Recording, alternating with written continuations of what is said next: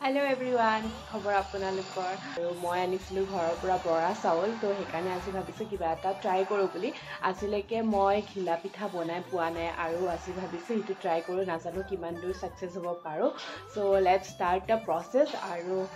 আতৰি নাযাব চাই থাকিব কমপ্লিটলি ভিডিঅটো দেই ইনগ্ৰেডিয়েন্টটো ইমান নাই সেইকাৰণে মই চাউল কেইটামান তিয়াই থৈছো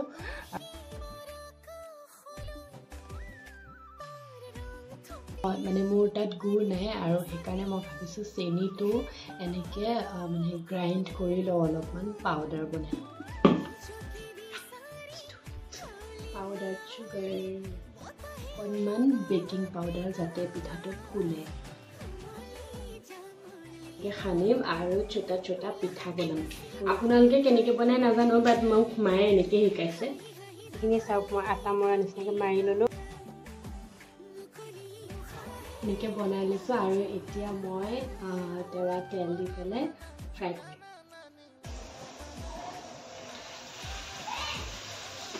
আৰু পিঠাকেইটা ভালকৈ ফুলিছেও চ' ছাকচেছফুল হৈছোঁ মানে এফালে পিঠা বনি আছে আৰু মই ৰ'ব পৰা নাই খাই দিছোঁ